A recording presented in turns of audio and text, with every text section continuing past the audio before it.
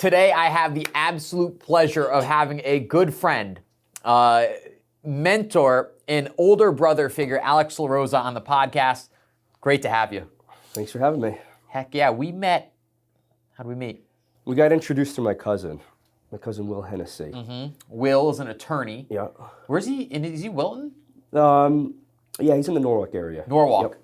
And thought would be a good introduction a few years ago, which, by the way, reminds me I need to touch base with him. But it's been awesome getting to know you over the last few years. Same here. Today we're going to catch up your background, your history, where you grew up, Southbury, schooling. We'll dive into where you are now with the family, with business. I like that you got a few things going on. Your hand in a few different pots, all which are interesting, So let's start from the top. All right, what do you want to know? Where'd you grow up? Southbury, Connecticut. Yep. Let's see, my family's still there. My parents in the same house I was raised in. They're not going anywhere. They're close to us in Cheshire. My wife and I are now there. Yep. Stacy's parents are from Cheshire. Mm-hmm. And that was a quick conversation to settle in Cheshire. So there we are. We're very happy there. Really? Yeah, I love it. I'm glad we're there. That is awesome. What was Southbury like growing up in? Just suburban. Baseball field with my dad. We did a lot through Pomperog High School swim team. Yep. I was really involved in that. I had run cross country since middle school because I think when you were 5th or 6th grade, you could do a sport, and the only sport you could do was cross country. So I just stuck with it till 12th grade. Yep. But that was sort of cross training for baseball. So cross country, swimming, baseball were the big sports. My family's involved with the town. My dad's a dentist in Woodbury. My mom's a teacher locally. I've got 3 younger siblings, my sister, and then my 2 younger brothers. And then my dad would take us on ski trips a lot. We'd start at the smaller mountains like Mount Southington, and as I got a little older and better, we'd go up further north to Vermont, Okemo, Mount Snow, some of those places. So regular childhood, for sure. I love it. You just packed the whole podcast in about a minute. How old are your siblings? My sister's, she's 2.5 years younger than me, so, late 30s. Yep. And then my brothers are about, 10 years younger than me. So Evan is 31, and Carl's like 28, 29. So. Yep. And we're all very close, yeah. Everybody, we see them, Sunday dinners at my parents' still. It's almost a weekly thing, just depending on schedules, something pops up, but yep. It's typically that. My parents like to cook. Mom, dad, or both? Both. They tag team it. And they make different things a lot. They like to try new things, new recipes. So the whole family's there, my sister and her kids, my whole gang, my brothers, pretty much at my parents' most Sunday afternoons for Sunday dinner. Unreal. Much better than that. I'm waiting for an invite. Wait, is dad still practicing as a dentist? Yeah, he just turned, he's not going to like that I say this, but he just turned 67. Nice. So I don't think retirement's in sight. He truly loves what he does. He teaches. He's always furthering his education in the field. Where does he teach? He teaches at, UConn, Yale, some of those colleges. Dentistry? Dentistry, yep. No way. Yep. Where's his practice? What town? It's in Woodbury. And mom's in Woodbury. She's a teacher? She teaches for Westcon. Oh, no way. Yep. Is Woodbury near like Mixed Prime, West Egg, like down there? Yeah, it's a little further up the street. Gotcha. He's just on the main drag there. Yep. Like by the Hollow Park, and right across the way. No way. Growing up in Southbury, what was the town like compared to where it is today? Has there been any changes that you notice? Because you've got a couple, you have a lot of friends you grew up with that you sell real estate in Southbury. Yeah. I definitely stay in touch with my high school buddies. We have group texts. We did a boys' trip a couple Aprils ago, but I think everyone's been having more kids since, so it's been a little harder to get that next trip together. But we do have a buddy who might be getting engaged, and who knows, might be another bachelor party. The last one, if it happens. Don't air this part. At close to 40, by the way. At close to 40, yeah. That is. They call him the late bloomer. So, yeah. That is so funny. So yeah, so we still talk a lot. And yeah, my buddies ask me here and there to help with their parents if they're going to be moving. Yep. Let's see, out of state or downsizing or whatever the case might be. So have you seen the town change though? I mean, Main Street's gotten a lot busier, for Yep. sure. Main Street's great. There's a lot up and down that drag from exit 14 to exit 15. Yep. A lot of good shops and restaurants. That's just gotten bigger, I think, over the years. There's just more choices. That's probably the biggest change. I mean, some new construction, too. Over by the high school, Yep. there's a little bit. Up off exit 14. So, yeah. And we've seen the influx of probably people move into it a lot since COVID too, right? If you had to guess. Yeah, definitely. I think Southbury's known for their schools. It's got a little more space. It's still sort of commutable to the city. You know, some people take the Peter Pan bus Yep. and get down there, but Wait, actually? yeah, From Southbury? yeah. There's a the Peter Pan bus lines at exit 14, and I know my dad's friends as a kid would do that. You know, quite often. Was I mean, that, probably less after COVID. Yeah. You know, like a lot more working from home. But yeah, I'm very happy to go back. You know, every Sunday. Drive by the old neighborhoods and see what's going on and Reminisce. Sell some houses here and there. Yeah, it's good. I love it. What was your favorite sport growing up? Cross country, swimming, or baseball? I mean, baseball was the most fun, but I probably had a better experience on the swim team. You know, Pomperaug swimming's known. I don't know if you guys know this, but they're known for state championships, and it was a great group to be a part of. Did you win any while you were there? Any state championships? Yeah. Not while I was there. Thanks for asking. They're known for it, but not while Alex was there. That is so funny. Hopefully no causation, correlation there. So both your parents are teachers. I mean, I guess you could say my dad's a dentist, but I guess you could say he still does teaching. I mean, he teaches it too because he just enjoys it so much. He's got all this experience, and you know, he's teaching the upcoming doctors. So, What's your sister do for work? she's a dermatologist. Oh, no way. Yep. Okay. One of your brothers works with you, right? Yep. So Evan works with me. So Caroline's practice is just up the street from my dad's in Woodbury, Yep. and then Carl does. Carl does investments. So everybody's doing great. Your sister, what's her married name now? Is she married? It's Caroline Kyle. Oh, no way. Yep. Awesome. And they have 2 and a third on the way. No way. They're due in April with their third. Yep. Unbelievable. So the grandkids are growing. Yeah. You've got 4. Exactly. So my daughter Sarah is the same exact age as their oldest Wyatt. They're exactly the same age within a month. Yep. So they're super close. Awesome. And then their younger one is closer to my third. Yep. Who's 3. So Yep. they're about the same age too. So yeah, it's busy at my parents'. Family parties are packed, so it's all good. I love it. Talk to us after high school at Pomperaug. Yep. You go to Northeastern. Yep. Did you like Boston? Yeah, Boston was awesome. I did the co-op program there. I did co-ops at Bay State Health in Springfield, Mass. for a summer. Yep. And then I co-oped at John Hancock a couple times. So I was there initially. John Hancock Investments? Or Yeah, John Hancock. Yeah. Yeah, you did. Okay. I mean, if you want a side story, I got to John Hancock, and I was doing my co-op there. Yeah. And a couple months in, I was diagnosed with testicular cancer. You? Me, yeah. Dude, how old are you? I was 20? 21, yeah, 21, 22, around there. Oh my gosh. So, let's see, my boss, Kristen Scott, was on maternity leave, so I couldn't go to her. So I talked to her boss, actually, Louise Sanasuaso, and I literally called her one day when I came in, and I said, "Can we talk?" And she said, "Sure." And I told her what had happened. I just found out like that a couple hours before in the morning, and I said, I have to get home and get some stuff taken care of. So I kind of got pulled out of my co-op, went home, had a couple surgeries.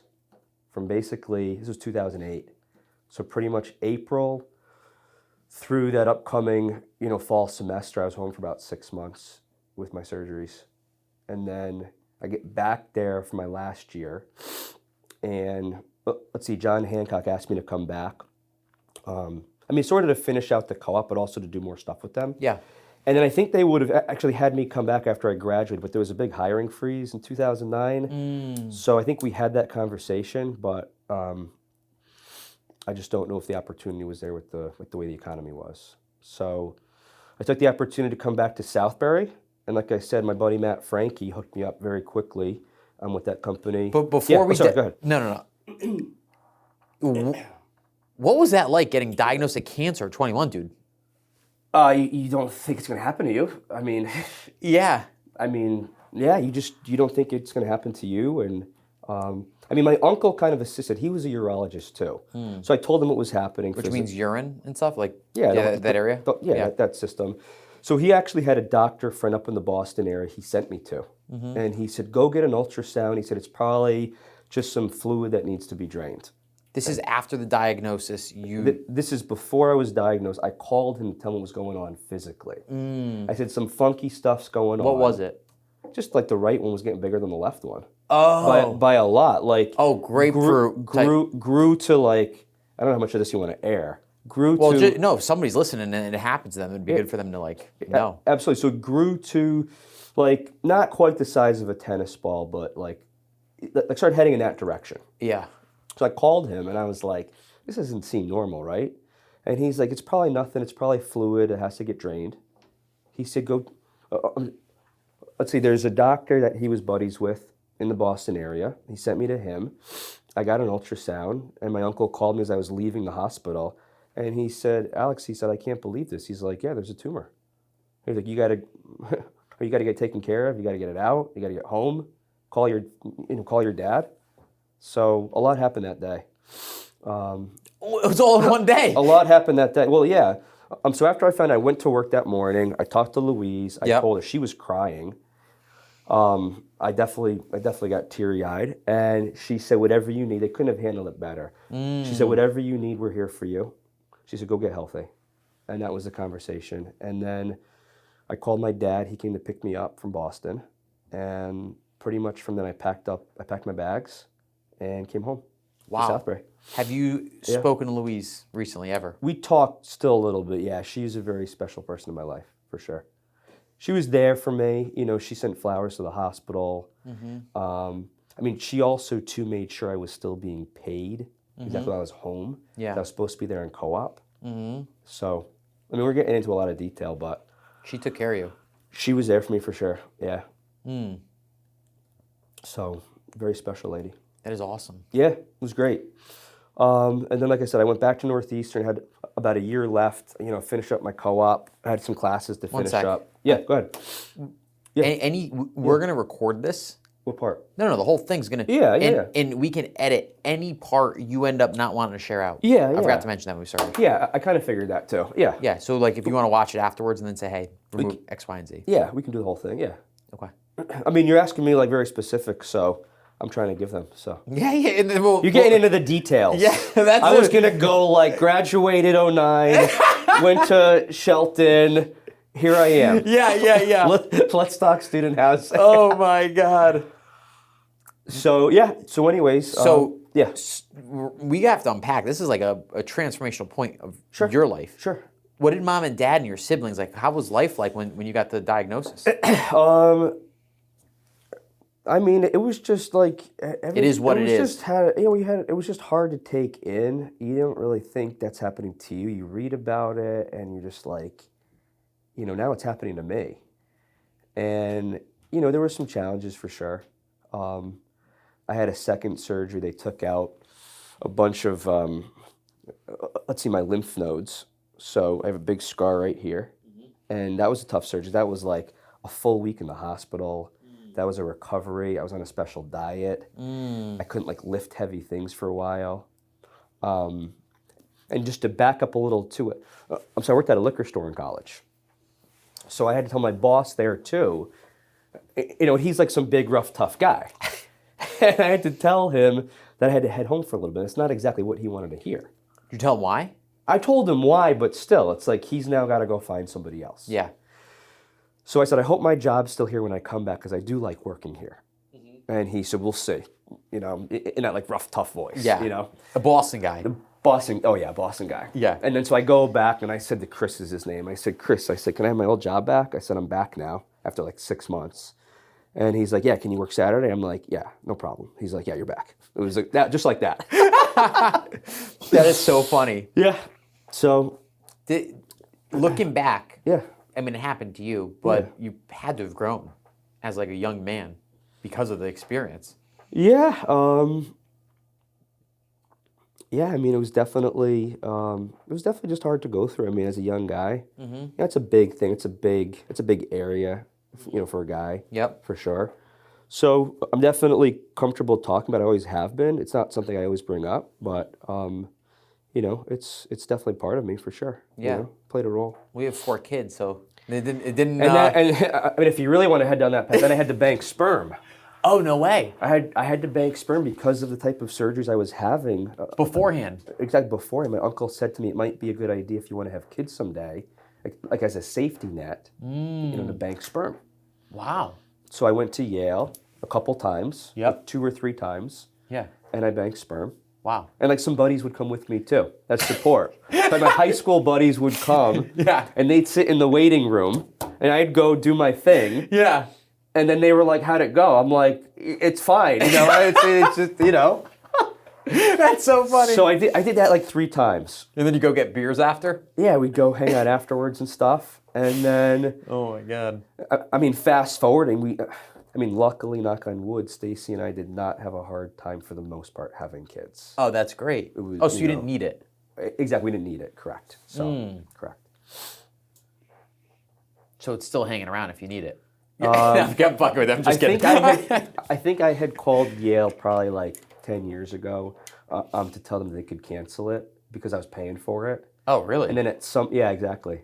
It's on ice. I was paying some money to have it frozen and stored. Yeah. So Interesting. yeah, there you go. Learn something new. I wonder how. Yeah, that could be a business of its own. We could start talking about Which part? sperm banking and charging rent. Fuck student housing. Oh God. So that's crazy. I remember you telling me that, but wow, that could be its own episode about like coming of age as a man and how it works. Were you dating anybody at the time? Not at that time. Not at that time. Okay. I mean, here and there, you're in college. Yeah. Yeah, but nothing serious. Nothing serious, but you're in college and Yep. talking to lots of girls and Yeah. Probably like that. Ladies' man. So you go back, you graduate. Yep. The hiring freeze because of the crisis in 08, 9, 10. Probably. This was 2009. My sister's friend's father worked at ESPN. And I always thought I was kind of, sort of be at ESPN. I was going through that interview process.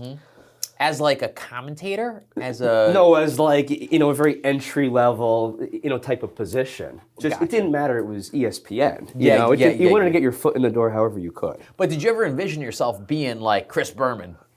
The Swami? No, not like Chris Berman, but like doing like the business end of things. Yeah, absolutely. Like maybe getting to that point. What'd you study in college? I studied marketing and communications. Okay. So I had a little bit of background in that. I took some business classes. I took a rhetoric class that was great, changed my life. Rhetoric? Yeah, rhetoric, yeah. Why? It was just great. It was, so we were graded on 3 assignments. It was 3 presentations in class. And we had to memorize all 3 presentations. And they were all different. And those were like the only grades we got for the whole entire semester. And just the teacher, the way like he instructed the class, Greg Goodale was his name. And the way he did things. And I'll never forget the first time we did a presentation, he would draw on the board, the blackboard, all the time slots available for the first one. And it was like Monday, Tuesday, Wednesday through Friday. And so typically I would choose like the last slot on Friday. I'm like, I need as much time as possible for this. So I'd be, 4 o'clock on Friday, give me the last slot. Yeah. But in that moment, I thought to myself, I should go first because I can set the tone here for everybody else a little bit. And they could kind of see, wow, Alex did it this way. Maybe I need to change mine a little bit or whatever the case might have been. In that moment, I just said to myself, I got to go Monday at 9 a.m. And I did go first. And it was great. And, the story goes from there, so. Where's the story go? It was just a great presentation. It gave me a lot of confidence. It gave me a lot of good tips for the future, tips that I still have with me. And then the second one was with like a partner, and the third presentation was with a group. So you could pick your topics for the most part. He didn't really care what you talked about, but you had to be convincing. You couldn't have a whole note sheet either. And I just liked the way that he taught it and the activities we did. And I really feel like that class right there was huge for talking to people, presentations, just all the above. It's amazing how one class can kind of change things a little bit, you know? But I couldn't tell you specifics of like any other class in college. But I could for that one. Wow. I just put I created a video yesterday talking about how important it is if you're in high school and college to do presentations in large groups and be comfortable speaking to others, because it translates after you graduate, and it puts you in an uncomfortable situation now to grow. So eventually you're not going to be fazed by it. I think the younger the better you can start. There's actually a private school in Cheshire called St. Bridget's. I think they start the kids at like, I want to say 2nd, 3rd grade, just because the earlier you start, like the more natural it becomes. And I think that's a great thing that they do. I agree 100%. Yeah. I just spoke in front of like 120 people last Friday, and 2 people spoke after me, and you could just see some people pause when you're supposed to pause if you don't know what to say. Others fill it in with like, and get really nervous and like you could tell clammy. And I was like, wow, it made me think after this video, not saying I crushed it, I dominated it, and they weren't, they were nervous, but it's because I had the repetition over and over. So for this class, you picked your own topic. Picked our own topics, yeah. Do you remember what you presented on? I kind of forget what I talked about, but I do remember what like a friend of mine talked about. Let's see, she talked about how suntan lotion could cause you cancer. And she went off in that direction. Like the material you spoke about did not really have to be factual. The goal was to make people really think of something and be like, wow, and have like the wow factor.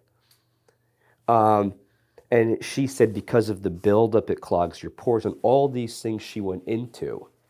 Like, I'll never forget that she talked about that. And she probably made up some of the examples, but it was the point of the class was like to have a couple convincing arguments for it. I don't wear sunscreen because of that reason. But she's like 15 years before the wave. Like 2008, social media wasn't even around. This was a long time. Yeah, this was 17 years, 18 years Do you still talk to her? I don't, but I do remember her presentation. She probably laughed that I remember it. That's so. What was her name? Do you remember? Her name's Allison. Yeah. Unbelievable. Yeah. Any idea where Allison is? I don't know. I don't know where she's at in life right now. Okay. But I forget what mine was about. But I was in the library pacing back and forth. I had my notes, and I was pacing back and forth. I'm like, how is this all going to fit in my brain? And then in the moment, when the lights are on, and it's time to go, you just kind of rise to the occasion, I think, Yeah. But you have to prep. You have to do all that prep work. For sure. It's like in anything.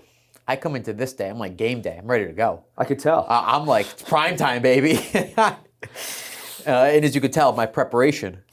Yeah, I can't believe you did all this. We can talk about all this or none of this if you want. You redlined what you want. So you're at ESPN interviewing. I'm interviewing, You don't end up working there. I don't. You get introduced to somebody at Shelter Rock. Exactly, Shelving Rock Partners. Shelving Rock. Exactly. My buddy Matt Frank, one of my childhood friends, that same group of buddies. Who would sit with you at the test or the sperm bank. Exactly. One of those guys. He actually interviewed for the job, and he ended up taking a job in Manhattan instead. Matt Frank? Matt Franke is his name. Yep. Yeah, so Matt Franke said to Joe, was one of the hiring managers. By the way, your recollection of names and people is unbelievable. Thanks. Thank you. All right, so Joe Caravetta then basically was the... Joe's last name in there too. Joe was the guy who was talking to Matt Franke. Matt Franke called Joe and he said, thank you for the opportunity, but I got offered a job in Manhattan. I'm 22 years old. Yeah. I'm going to be, Manhattan. Instead of Bristol, Connecticut. Instead of Shelton, Connecticut. Shelton, yes. Shelton. But he said to Joe, he said, hold on a second, I have a buddy though. He said, you should have him in, I think he'd be great for this role. That's where I came in and got introduced to a couple of those guys. So I was there for 7 years. Awesome. 22, 23 years old through end of my 20s. It was a small shop. So we purchased distressed asset portfolios. Yep. Small company, maybe when I got there, maybe it was 8 people. Yeah, 8 people. Yep. And it grew into maybe 15 or so. But like the benefit of that and not being at an ESPN was you had the CEO there, you had the portfolio managers, you had some of the sales guys there you could talk to and have access to. And I got to listen to a lot of good conversations over the years. So it was a private equity business that raised capital from investors. So a lot of the capital we had was from the CEO. What did he do to get his capital? He had started a couple businesses. How old was he when he roughly? When I was there, Yeah. roughly mid-40s. Gotcha. When I got there. So he was successful by mid-40s. He was successful. He worked for Goldman Sachs up until his late 20s. Yep. He started his due diligence business called Clayton, probably when he was in his early 30s. He grew that business, and then he sold that business. He had great timing. I want to say approximately 2005, 2006. Sold the business, and then I think maybe he tried to retire, but it wasn't in his personality to do that. And then he started Shelving Rock Partners as a spin-off because they already knew the due diligence and they had the capital and they could start to invest in these loan portfolios. And he brought a couple of the old guys with him, and then they hired a few more. He was always the kind of guy to hire with an arm's length transaction. He was the kind of guy who, where like if he had someone work for him, so who else do you know? That type of transaction. Referrals. Referrals was how he hired. But like I said, I mean, I was in the same room as them. You know, we had this big bullpen, for a couple of years where Steve was like sitting behind me and a couple of the other guys all around me. And even if they would break for like Steve's a board the CEO? meeting. Yeah, Steve's the CEO. So even if they would break for like a board meeting, I would still be in the room and I would still be listening to conversations, and you just pick up things. You pick up things and how they talk and how they think, and just having access to Steve, I mean, that was invaluable. What's his last name? It's Steve Lamando. Lamando. Yeah. He's an Italian. Let's go. Yeah. Where's he live? What town? He passed away. No way. Yeah. Yep. How long ago? A couple of years ago. Did you stay in touch after you left? I stayed in touch with a couple of the guys after that, but not like as much Steve. Gotcha. So he lived in Westport. So I actually met, his kids. I met his wife, Jackie. Yep. I knew him very well. And I have Steve to be thankful for a lot of things, for sure. Yeah. Just the way he spoke, how he thought about business. Anything specific about how he spoke or how he thought about business? Just how things had to be really worth your time. Opportunities we looked at, they really had to be worth the squeeze. I would say that's probably like a good summary of it. What about how he spoke? Anything there that... He was a chill guy. He was so not what you would think, by the way. You think of Steve Lamando as being like all button, kind of like your dress right now. Yep. Was that an insult? No, but I mean, he was the opposite of that. It was more like, he'd wear just like flannel shirts and have, his belt and trousers on, and just, he was ready to go. Yeah. He had this bigger than life personality. Love that. And when he was in a room, everybody listened. He just had one of those personalities. And also when he spoke to you, you're actually similar to him, G. So when Steve spoke to you, the cell phone was away, and it was just like this. And like the other people in the room didn't really matter. It was just if he was talking to you, it was just the two of you guys. And he was really good at that. It was really good.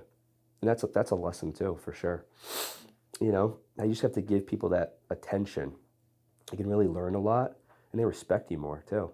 When your phone's away, when nobody else is a distraction, it's huge. I think you're good at that.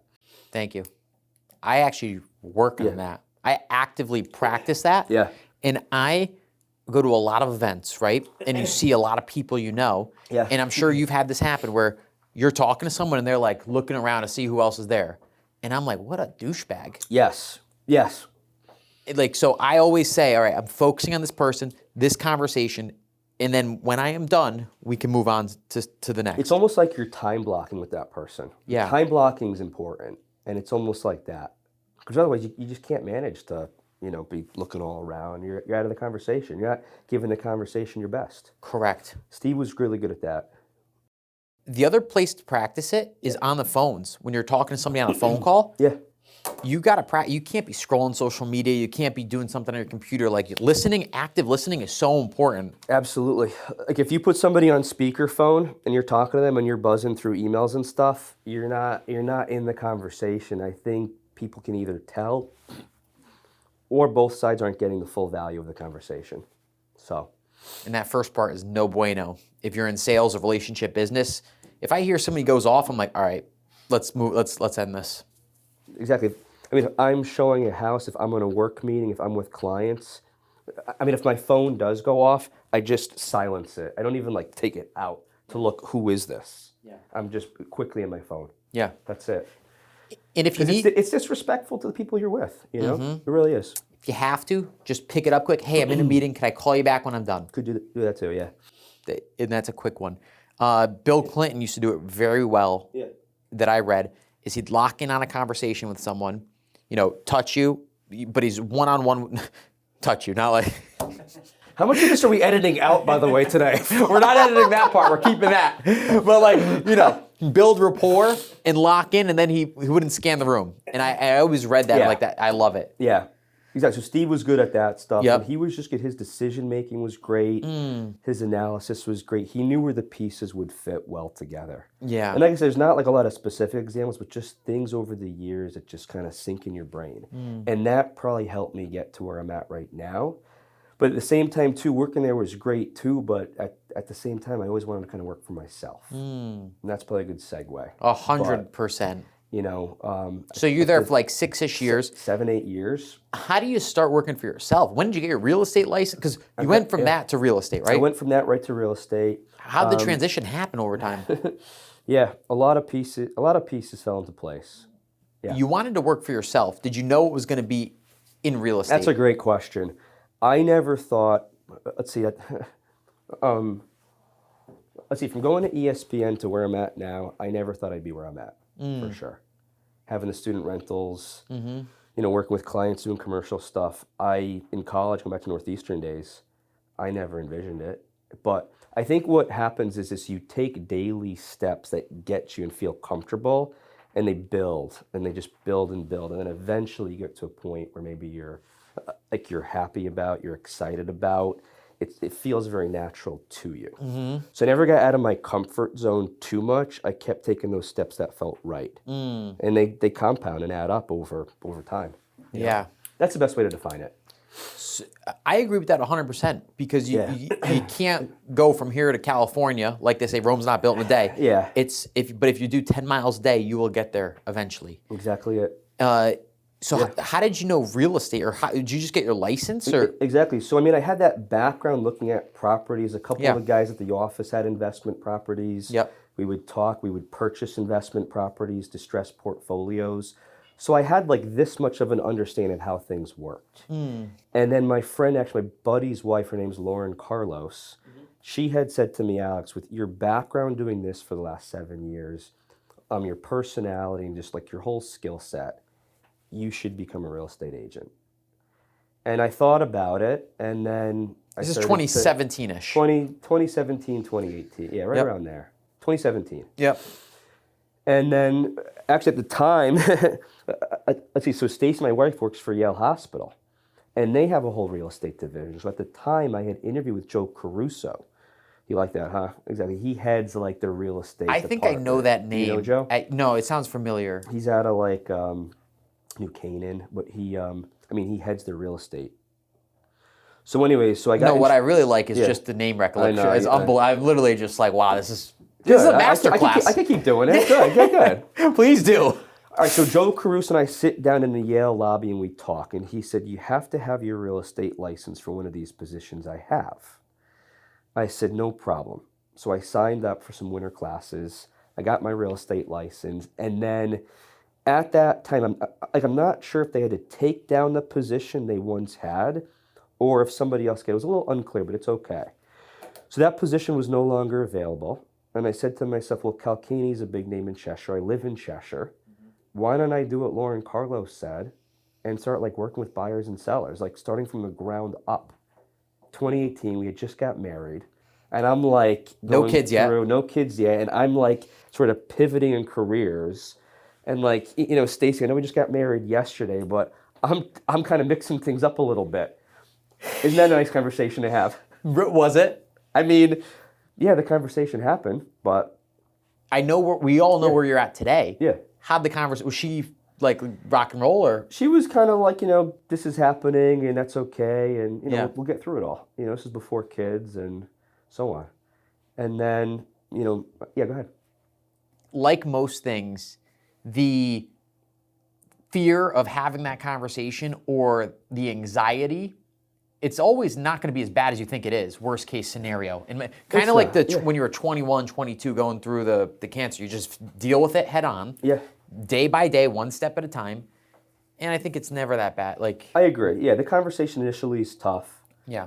And then we got through, we talked about it. I mean, we still had the one investment property too at the time in Fairfield. Mm-hmm. So we had some cash flow coming in from that. Yep. And that was always a great base. Mm-hmm. But there had to be more. Yeah. Well, she was nursing at the time too. Exactly. She was still nursing. So good base there. Something to give you at least. We had a cushion for a little bit, for sure. Okay.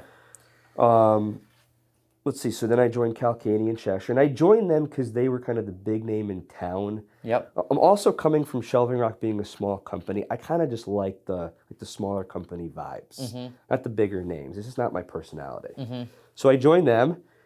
And let's see, the first house I ever tried to sell, again, the guy passed away 2 weeks before closing date. I'm not making this up. My very first sale. What happened? He had stomach cancer.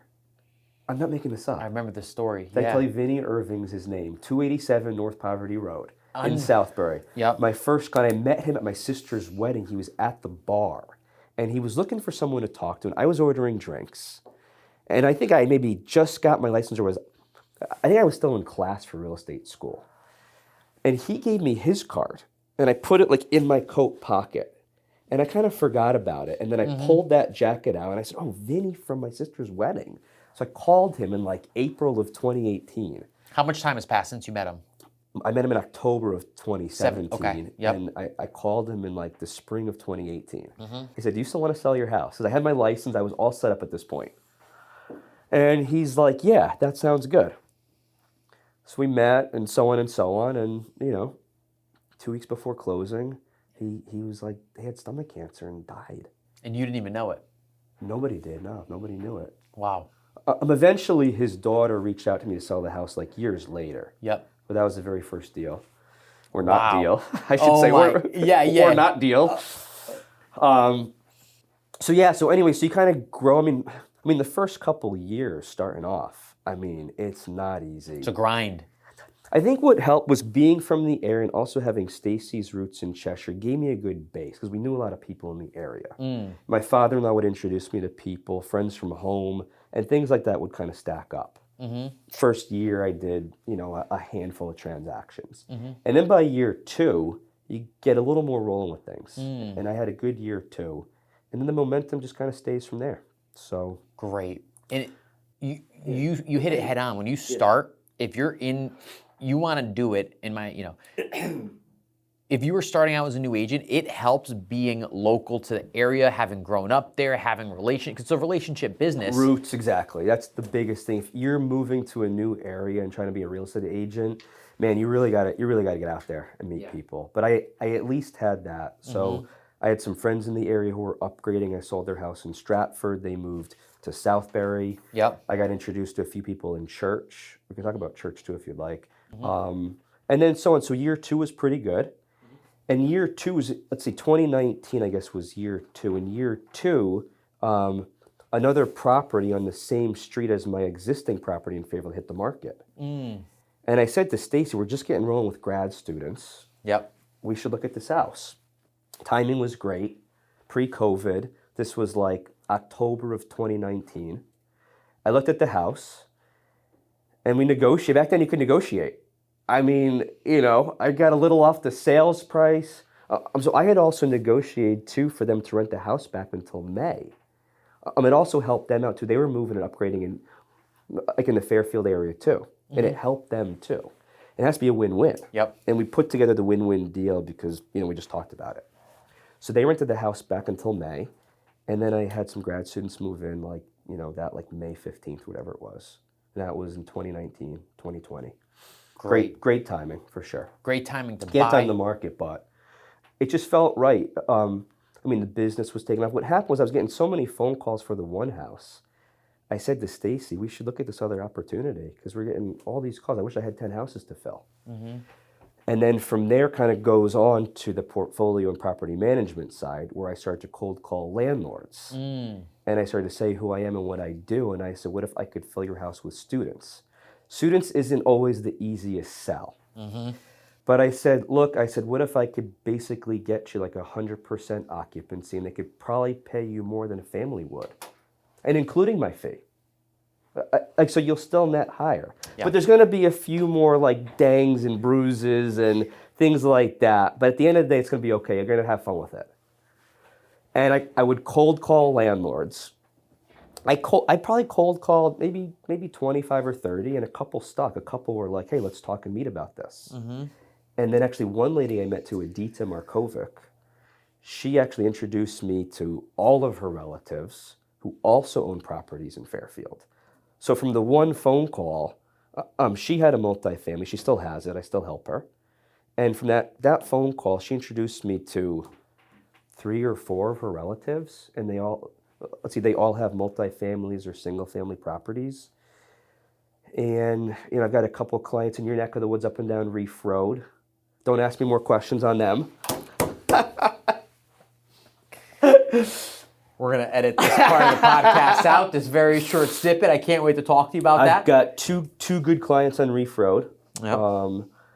And then, so that plays more so like for like the senior who still wants to be living in the senior environment. Yeah. It's a grad student play. Yeah. But it's not for everybody because you have to pay the premium for the beach. Yeah. A lot of the houses I work with are just east of campus. Yep. 2-minute drive, 5-minute drive, and so on. Yep. And over time, too, the parents start to know you, the kids start to talk, and the kids start to refer you. The kids meet at all these career events, and they're in the accounting program or the business program or whatever, and they meet at some point and they talk. And typically what comes up is, where did you live for grad year? And did you like your experience in your house and your landlord? And I've always tried to give that exceptional business where I have a group text with the kids, I have an email with the parents, they can always reach me. Outside of a podcast, they can always reach me. My phone's away. Yep. And if you give that type of service, it's going to be passed down for, at the upcoming classes, too, just exactly for your business. You give good business, have a good product. My handyman's on the street, too. His name is Jeff. Yep. He's amazing. I have him to thank for so much. Yep. Because if the kids need something, it's not like I could fix like a leaky sink. Yep. But I know somebody who can. Yep. And his name is Jeff, and he lives on the street. Yep. So I'll text or call Jeff, hey, can you go over? I'll tell the kids he's going to come by. And I try to get to it immediately. Because the quicker you get to it, the happier they're going to be. And it's the right thing to do, and also for your property, too. So let's see, Jeff and I have been partners for 10 years. It's been a great relationship. And, I have fun with it, too. It's a little bit of work, but I have fun with it, Yeah. I enjoy the kids when they get back, too, for spring semester. I send them some pizzas. I talk to the parents if they have questions. And, I've been very lucky to have, 100% occupancy in 11 years. Keeps you young. Yeah. Yeah. The fun part. It's a lot of fun. Go ahead. I have an idea we're going to talk about afterwards. Go for it. That after the podcast for you, which would be a slam dunk. One cold call introduces 3 to 4 other family members. You've built a 5+ year relationship with them. Yeah. Cold calling still works, and it's the best way, in my opinion, to grow a business. You have to present value, though. And I kind of knew that. If I called them and said, this is my name, this is what I do, and that was the end of it, they said, everybody else does this. So I had to separate myself. So I started to think of that pitch, and I was very careful when I started to cold call. Yep. And I also started to see, too, I checked the MLS system, too, to see what were the expired listings for rentals. And I had some strategy to it. So the cold call list of 50 was a very specific list. Not random people in, the yellow pages. expired listings, things like that. You need to, when you're cold calling, you need to know who you're calling. What's the message? And what you're going to say Yeah. and how you're adding value. You're going to make them money or save them time. Pretty much that was exactly it. Yeah. We're not going to dive into specifics there, but but high level, that's what people need to know. If they have questions, they can reach out afterwards. It's your elevator pitch. Yeah. That's exactly it. Yeah, because people, if you're cold calling, the worst thing I hear is, "Hey, Alex, Gaetano from AFC Mortgage Group. How are you today?" Fuck you. Click. Yeah. Hey, I don't even know who the fuck you are. I don't have time for this. Yeah. I want to, before we dive back into the student housing and then commercial, I want to talk about commercial. We could do that, yeah. But church. Yeah. You go to St. Bridget's? We go to St. Bridget's in Cheshire, yep. You said ask you about it, so I wanted to. We typically take the kids to, 9 a.m. Mass on Sundays is tough to get to, but if the day is packed with activities, we just have to do it. Yep. And it's been nice. Honestly, we've been taking the kids to church, since my oldest was born, and my 3-year-old wants to talk about Jesus at night. She's been asking, she just turned 3, and she's been asking for like 6 months, "Dad, I want to talk about Jesus before bed." And this has been going on for probably 4, 5, 6 months. And I can't get one night in where she doesn't ask. It's got to be something. And we talk a lot about like Jesus' mission here. And I tell the girls too, because it's typically with my girls. My 2 daughters ask more than like the older son and the baby. The baby doesn't ask. And then we talk about like his mission here and what was your mission, because I think all people were put here for a reason. Everybody has their own mission. And I say to my daughter, Sarah, who's 5, I said, "Sarah, why do you think you were put here?" And she says to be kind to people and to look after people and give people hugs. And that's very age appropriate. And same for Leah too. Leah's 3. So I asked her the same question too, "How come you were here?" And her answer is kind of like to perform miracles, even though we start talking about that, but she's not quite there, but she asks. And I think all of this stems from going to adoration, this stems from going to weekly Mass, and just, having faith in your life is super important. So, trying to raise good kids, and, we talk a lot about like the morning priorities and daily priorities. With my 7-year-old, I've been talking about this with him since he was going to school, so for the last several years. And we have adult conversations like that. There's a lot of reading at the house. There's a little bit of screen time, not too much, but, we get it. But there's just a lot of love at home, There's a lot of parents around to help grandparents. So, they're constantly around people who love them and support them, and that's huge for development because it takes a village, it takes a team. Stacy and I could never do this on our own, So we have a lot of that great support. So he's like, when you're in Cheshire someday, you'll see. Unreal. One of the reasons that I've looked up to you is the family component and how tight you guys are, how you're raising your kids. Because my sister's got 5 kids now, 4 boys and a girl, and very similar. And I love that because I think raising kids is the most important. Raising good kids is the most important life mission. Not money, not business. This is fun, but it's not the most important thing. Exactly. That's why the daily balancing for me is it's like the family, the work, a little bit of exercise, and I'm trying to see how much of all those 3 things I can do in a day. Because those are the 3 highest priorities. At this point, I'll be 40 in a couple of weeks. Your priorities change, your life changes, but when you boil it down, your family, your faith, your work, a little exercise, and some fun. That's it. That's great. You're doing an awesome job. Thanks. Daily priorities, reading. Yeah. Wow. Yeah. Exactly. Cheshire-based schools too are great too. Luke's in 1st grade. Public school or? Yeah, he's in public school now. I'm very impressed with Cheshire schools. They start reading it in kindergarten. They do reading and writing all a year ago. I don't remember doing this since I was in 3rd grade back at Gainfield Elementary School with Mrs. Elia. Yeah. There you go. There's another name. What was her first name? I didn't call her by her first name. Not in 3rd grade. It would have been good if you'd have been really good. So I've been very impressed with the school system. And he comes home, he's reading books. He just turned 7. I take the kids ice skating, because I play hockey, as you know, too. I take them ice skating on the weekends. We just went to a local pond 2 days ago. I put a stick in their hands for like the first time. No way. Yeah. Just Luke? Sarah, too. Oh, okay. I've got videos I'll show you later. Unreal. So, yeah, just kind of furthering development in all areas, you know? Yeah. Exactly. Encouraging sports, encouraging academics, talking about priorities, and that's enough in a day, you know? I like how you're having adult conversations. We try to, yeah. I mean, you know, with a 7-year-old as best you can. Exactly. You were over a few weeks ago. You witnessed Sarah was just in a mood, and that's actually not her. But for you to even say that we're doing a great job is very nice, because she was out of her element that night. So funny. It was way past bedtime. My kids are like ready for bed. Yeah. Full days. Yeah. They're like, they can't make it till like 6:30. Yeah. It's like, That's fun. That's great. It's easier to go to sleep. My nephew Carmine, he's 3. He's like, I'm ready for bed. Can you take me up? is that like, what time? What time is Oh, it like right 7 p.m. He's like, all right. Yeah. You know? Sometimes they do ask. They they know if they've had a full day. Yeah. That's funny, man. Oh, we could go on forever on that. Let's talk about the commercial stuff, though. Yeah. How'd you get into commercial leasing, sales? It probably started a couple of years ago. I got presented a few opportunities up and down Main Street in Cheshire. You know, there was actually a nail salon. Main Street is where Fuoco's is? No, that's West Main Street. Exactly. So Route 10, I guess, where you go. Gotcha. That's where the Up Chase and Bank down. is. Yeah, exactly. Chase Bank, the high school, all that stuff. Where, by the way, when you say I go up and down, I run in Cheshire when I'm staying over at Caroline's. So if people were wondering what he meant by that, I am out doing miles, usually 6 at a time. All right, continue. I can't No, I'm kidding. I'm believe- fucking I with still you. can't believe you do that.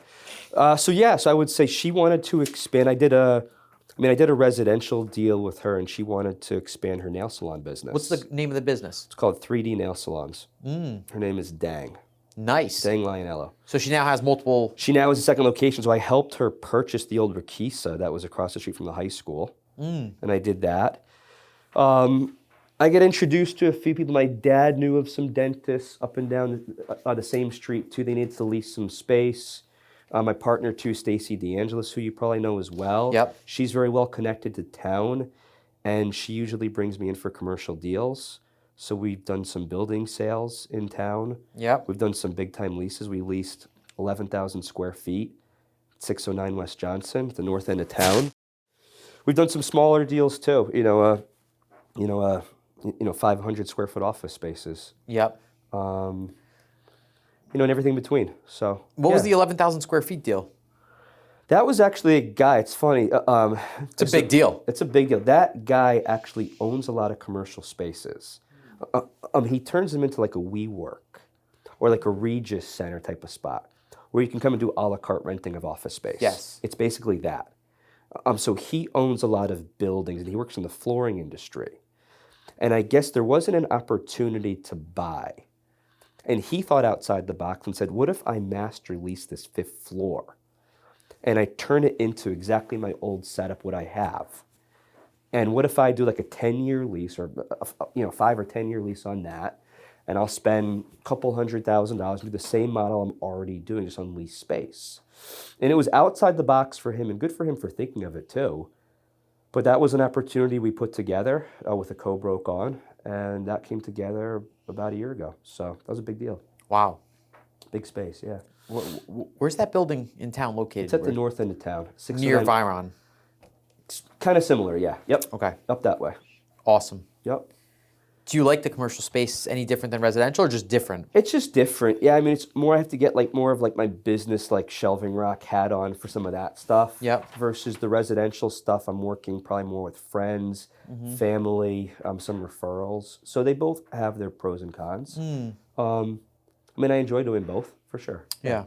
I wouldn't say I have a preference, but exactly. It's all about the deal. Every deal is different. Yeah. The people involved, the players, what the opportunity is. And you think more too about like your time investment on things too when you get older and have more kids, right? So you're thinking now, if this deal is going to take more time, it has to really be worth it. Because now I'm sacrificing some hockey time with the kids or whatever the case might be. Yeah.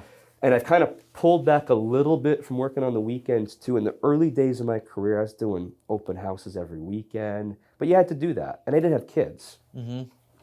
But But as you get a little more established, you can kind of pull back a little bit. I still do work weekends, but just not quite as much. Yeah. I'll jump to my home office for a little bit to do a lease, or whatever it is. But yeah. Love it. And you stay active right now. Hockey, swimming, some cycling, right? Yeah, exactly. Yep. I play hockey once a week in Shelton. Actually, the guys I used to work with, they got me in because Steve actually played in college, and a couple of the guys also played. No way. Exactly. They said in 2009, who wants to play in this hockey league? And I said, guys, I haven't played hockey since I was in high school, but I still might have my gear. So I went home, I dug up my gear. Yep. And I said, I found my gear. Are we playing or what? Oh my gosh. And so Steve actually signed up for us all to play. We joined a house team, and we played together for a couple years. And then slowly, two of the guys kind of fell off. They had families too, and that was fine. Yeah. But so Steve and I kept playing together. And Steve and I would grab dinner before hockey. His games are 9 o'clock at night, 10:30 at night. So we would work late till 6, 7, 8 o'clock. We'd grab dinner together and then drive to the rink and play. Oh my gosh. And then eventually Steve just couldn't keep that pace anymore. Yeah. But I stayed with it. A couple of years later, I ended up taking over the team, 2013. I was now the captain of the team, and that was 13 years ago. And I literally play once a week, 50 games a year. Dude, that is awesome. 10 o'clock, and my wife's she's so good to me. Please air that part, by the way. Yeah. She lets me play. Yeah. Put the kids to bed, and the game times being later, I actually go with kids' bedtime because we get the kids to bed 7:30. Yeah. And if a game's at 9, I can get there. Yeah. So it actually works okay, even though it's late and the next morning's tough. But you've stuck with it. I've stuck with it. We have a great team. Actually, a couple of guys have been on the team since 2013. And my brothers played hockey too, and some of their friends play with us. So it's all good. But then you do deals with guys on the team. Awesome. There's a guy on my team, he purchased $1 million+ house, just into COVID. And a couple other guys too, so, Great. And then I swim Yep. at the local high school pool a couple days a week. And then, biking less so now. It's hard to get out on the bike, but I really do enjoy biking. I know, I'm saying for you too, right? Oh my God, love it. I think I got you into it You a little did. bit. Yeah, right? for sure. Oh I my told God. you would love it. Yeah. Then I bought a bike. And then you bought a bike and the gear, and When I'm in, now you call me to go biking. yeah, literally. Yeah, when I'm in Fairfield during the summer, I love it. On the road early before it gets busy with cars. Yeah, road can be dangerous. So You gotta be careful. You gotta get one of those mirrors yeah, in the side of the helmet. Have you seen those? I don't have one, but I know what you're saying. Let's Yeah, get you one. Yeah. my family would like that. Yeah. They would. Your girlfriend would too. Yeah, for sure. What is a good client for you in the commercial space? A good client? Yeah. I mean, I would say in Cheshire for sure, but if it's an office lease opportunity, Yep. I would say those are great. It's probably more my niche than an industrial building. Yep. But Cheshire's great. Surrounding towns is great. I do a lot of stuff in Southbury too, being from there. But yeah, I would say, it comes down to the players involved. Who's involved, what's the opportunity, what does it look like? Yep. And also setting the right expectations too. That's the biggest thing, as you know. Have to set those Life is all about setting expectations. up front. Yeah. So as long as we're on the same page and everything fits, I'll pursue the deal. You can't pursue everything though. It might not make sense. Right? I like what you said about it has to be worth the squeeze. It does. It's 100% true. Yep. And you have some kids and start thinking differently of your time and your time investment for opportunities. I'll mentor you with that too if you want. We'll get there. The last thing I'm going to say. Yeah. The recollection of names, most people say, Yeah. I'm awful with names. Yeah. Have you always been good with names? Probably, yeah. I would say so. Sometimes, though, it takes practice and work. Dale Carnegie, How to Win Friends and Influence People is a great book for people to start. Yeah. But it helps a lot being able to remember, and mention someone's name. Yeah, I agree. But that comes down to, having the relationships and, being part of their life and they're part of your life in some way too, Yeah, 100%. It's not everybody you recall, but my college professor, Greg Goodale, and Yeah. my buddy Matt and whoever else, yeah. Yeah.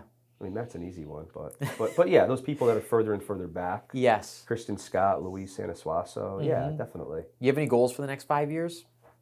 Whether work related or just family, or Just to be more efficient, I think. Yeah. For sure. That's a goal. To have a lot more processes in place. I mean, that's the key to growth, right? Yeah. And the key to your time. Yeah. So getting more efficient, better process, spending more time with the kids too. You know, for sure. I had said to myself, too, it's been so cold lately, we haven't been outside that much. And I talked to my mom on the phone on Monday about this.